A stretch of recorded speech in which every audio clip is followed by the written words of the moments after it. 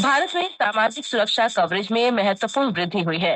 अंतर्राष्ट्रीय श्रम संगठन आईएलओ के अनुसार भारत का सामाजिक सुरक्षा कवरेज वर्ष 2021 में 24.4% की तुलना में 2024 में दो गुना होकर 48.8% हो गया। आईएलओ विश्व सामाजिक सुरक्षा रिपोर्ट 2024-26 के हवाले से केंद्रीय श्रम और रोजगार मंत्री मनसुख मांडविया ने कहा कि श्रम बल में सामाजिक सुरक्षा लाभ का विस्तार हुआ है। उन्होंने भारत के युवाओं को कौशल प्रदान करने और उन्हें सशक्त बनाने के प्रति सरकार की वचनबद्धता पर जोर दिया। डॉक्टर मांडविया ने लोगों में निवेश के बारे बजट पश्चात वेबिनार को संबोधित किया। रोजगार के उपायों पर प्रकाश डालते हुए उन्होंने कहा कि वर्ष 2017 और 2024 के बीच 17 करोड़ 10 लाख नौकरियां पैदा हुई। इनमें से बीते वर्ष में ही 4 करोड़ 60 लाख नौकरियां सृजित हुई। उन्होंने बताया कि बेरोजगारी दर वर्ष 2017-18 के 6% से घटकर वर्ष 2023-24 में 3.2% हो गई है।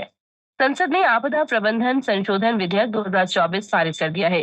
राज्यसभा ने कल विधेयक को मंजूरी दे दी। लोकसभा में ये विधेयक पिछले साल दिसंबर में ही पारित हो चुका है। विधेयक का उद्देश्य आपदा प्रबंधन अधिनियम 2005 में संशोधन और राष्ट्रीय आपदा प्रबंधन प्राधिकरण तथा राज्य आपदा प्रबंधन प्राधिकरण के कामकाज को कुशल बनाना है। गृह मंत्री अमित शाह ने कहा कि आपदाओं के आकार और पैमाने में बदलाव हुआ है और प्रतिक्रियाओं को भी उसी अनुसार बदलना होगा। लोकसभा ने कल वित्त विधेयक 2025 भी पारित कर दिया। विधेयक में 35 सरकारी संशोधन किए गए हैं। इनका उद्देश्य टैरिफ को युक्ति संगत बनाना और घरेलू विनिर्माण को बढ़ावा देना है। वित्त मंत्री निर्मला सीतारामन ने कहा कि विधेयक में करदाताओं को सम्मान देने और कारोबारी सुगमता के लिए करों में राहत दी गई है। उत्तराखंड के बाद गुजरात समान नागरिक संहिता यूसीसी लागू करने वाला देश का दूसरा राज्य बन जाएगा। राज्य के विधि मंत्री ऋषिकेश पटेल ने कल राज्य विधानसभा में इसकी जानकारी दी। भारत ने अपनी पहली स्वदेशी एमआरआई मशीन विकसित की है। इसे अक्टूबर तक नई दिल्ली के अखिल भारतीय आयुर्विज्ञान संस्थान एम्स में परीक्षण के लिए स्थापित किया जाएगा। इसका उद्देश्य उपचार की लागत घटाना और आयातित चिकित्सा उपकरणों पर निर्भरता कम करना है। अभी 80 से 85% चिकित्सा उपकरण आयात होते हैं। एम्स के निदेशक डॉक्टर एम श्रीनिवास ने बताया कि इस पहल से देश में विश्व के सर्वश्रेष्ठ उपकरण सुनिश्चित करने में भी मदद मिलेगी। चीन के पेइचिंग में कल भारत चीन सीमा मामलों की कार्य परामर्श और समन्वय बैठक हुई। पूर्व कैबिनेट सचिव राजीव गौबा को नीति आयोग का पूर्णकालिक सदस्य नियुक्त किया गया है। झारखंड कैडर से भारतीय प्रशासनिक सेवा के 1982 बैच के अधिकारी गौबा 2019 से अगस्त 2024 के दौरान 5 साल तक कैबिनेट सचिव रहे। उन्होंने कोविड-19 से निपटने और आर्थिक सुधार कार्य नीतियों सहित प्रमुख नीतिगत निर्णय लागू करने में महत्वपूर्ण भूमिका निभाई थी। महाराष्ट्र के मुख्यमंत्री देवेंद्र फडणवीस ने कहा है कि मुंबई देश का वित्तीय पावर हाउस है। महाराष्ट्र डेटा सेंटर, स्टार्टअप, नवाचार और निवेश में देश का अग्रणी राज्य है। श्री फडणवीस ने कल मुंबई में United state India business council की 50वीं वर्षगांठ के अवसर पर आयोजित विशेष सम्मेलन में कहा कि महाराष्ट्र प्रौद्योगिकी, सूचना प्रौद्योगिकी, फिनटेक क्षेत्रों में विश्व निवेशकों के लिए पसंदीदा निवेश स्थल बन गया है। उन्होंने अमेरिकी उद्यमों और निवेशकों को विश्व ऑडियो विजुअल एंटरटेनमेंट समिट में भाग लेने के लिए भी आमंत्रित किया। ये सम्मेलन मई 2025 में मुंबई में होगा।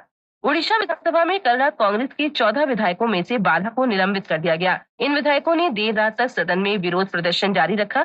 इसके बाद सुरक्षा कर्मियों ने इन विधायकों को विधानसभा परिसर से बाहर निकाल दिया। कांग्रेस विधायकों ने आरोप लगाया कि उन पर हमला किया गया और सुरक्षा कर्मियों ने उनका निजी सामान छीन लिया। सुरक्षा कर्मियों के साथ हाथापाई के दौरान कुछ विधायक घायल भी हुए। कांग्रेस विधायक महिलाओं के खिलाफ बढ़ते अत्याचारों की जांच और राज्य में उनकी सुरक्षा सुनिश्चित करने के लिए सदन की समिति के गठन की मांग कर रहे हैं।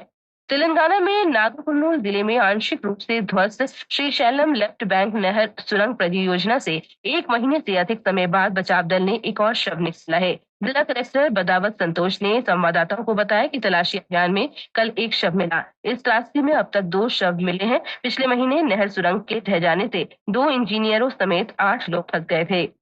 बिहार में नव नालंदा महाविहार समकक्ष विश्वविद्यालय एनएनएम में मलेशिया की सहायता से बौद्ध आर्टिफिशियल इंटेलिजेंस की शुरुआत की जाएगी। विश्वविद्यालय के कुलपति प्रोफेसर सिद्धार्थ सिंह ने कहा कि विश्वविद्यालय में जल्द ही नव नालंदा महाविहार नूर एआई प्रणाली शुरू की जाएगी। उन्होंने बताया कि विशेष एआई प्रणाली और चैट बोर्ड शुरू करने के लिए मलेशिया के साथ समझौता ज्ञापन पर हस्ताक्षर किए गए हैं। नव नालंदा महाविहार ने शैक्षिक आदान प्रदान के लिए विश्व की कई प्रतिष्ठित संस्थानों के साथ सहयोग किया है। छोटे बच्चों में भारतीय कविताओं और लोकगीतों को फिर से प्रचलित बनाने की बालपन की कविता पहल आज से शुरू होगी। इसकी शुरुआत शिक्षा मंत्रालय ने की है। इसका उद्देश्य बच्चों के लिए शुरुआती चरण में बेहतर समझ विकसित करना है। इसका लक्ष्य बच्चों को उनकी मातृभाषा में मजेदार कविताओं के जरिए दुनिया से परिचित कराना भी है। केंद्रीय श्रम और रोजगार मंत्री डॉक्टर मनसुख मांडविया ने घोषणा की है कि कर्मचारी राज्य बीमा निगम ने उत्तर प्रदेश के 15 और जिलों में कर्मचारी राज्य बीमा योजना लागू करने के लिए अधिसूचना जारी की है। डॉक्टर मांडविया ने कहा है कि अब उत्तर प्रदेश के 75 में से 74 जिले ईएसआई योजना में शामिल हो गए हैं। अमेरिका के राष्ट्रपति डोनाल्ड ट्रंप ने देश की चुनाव प्रक्रिया में व्यापक बदलाव के लिए एक कार्यकारी आदेश पर हस्ताक्षर किए हैं। इन बदलावों के तहत मतदाता पंजीकरण के लिए नागरिकता के दस्तावेजी प्रमाण की आवश्यकता होगी। इसमें चुनाव के दिन तक सभी मतपत्र प्राप्त होना भी तय होगा। आईपीएल क्रिकेट में आज राजस्थान रॉयल्स का मुकाबला कोलकाता नाइट राइडर्स से होगा। गुवाहाटी में ये मैच शाम 7:30 से खेला जाएगा। प्रतियोगिता में कल अहमदाबाद में पंजाब किंग्स ने गुजरात टाइटंस को 11 रन से हरा दिया। इसके अलावा अंतर्राष्ट्रीय क्रिकेट परिषद आईसीसी ने महिला क्रिकेट विश्व कप 2025 के क्वालिफायर मुकाबलों के लिए कार्यक्रम जारी कर दिया है। ये मैच 9 अप्रैल से पाकिस्तान के लाहौर में 2 स्थानों पर खेले जाएंगे। प्रतियोगिता में 6 टीमें Pakistan, West Indies, Bangladesh, Ireland, Scotland और थाईलैंड हैं। 13वां आईसीसी महिला क्रिकेट विश्व कप इस वर्ष के अंत में भारत में होगा। फुटबॉल में एएफसी एशियन कप 2027 के क्वालिफायर फाइनल राउंड में कल शिलोंग में खेले गए ग्रुप सी के मुकाबले में भारत और बांग्लादेश कोई भी टीम गोल नहीं कर सकी। भारत का अगला मुकाबला तीसरे राउंड में ग्रुप सी में सिंगापुर और हांगकांग से होगा। दिल्ली हाईकोर्ट के न्यायमूर्ति जस्टिस यशवंत वर्मा के खिलाफ लगे आरोपों की जांच की खबर सभी अखबारों की सुर्खी है। हिंदुस्तान लिखता है, जस्टिस यशवंत वर्मा की आवाज पर जांच शुरू। हाईकोर्ट के 3 जजों की इन हाउस कमेटी ने मौका मुआयना किया।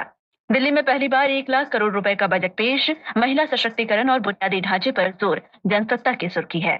डिजिटल फुटप्रिंट खंगालकर टैक्स चोरी पकड़ेगी सरकार। मॉनसून सत्र में नया आयकर विधेयक। राजस्थान पत्रिका ने संसद शीर्षक से यह खबर प्रकाशित की है।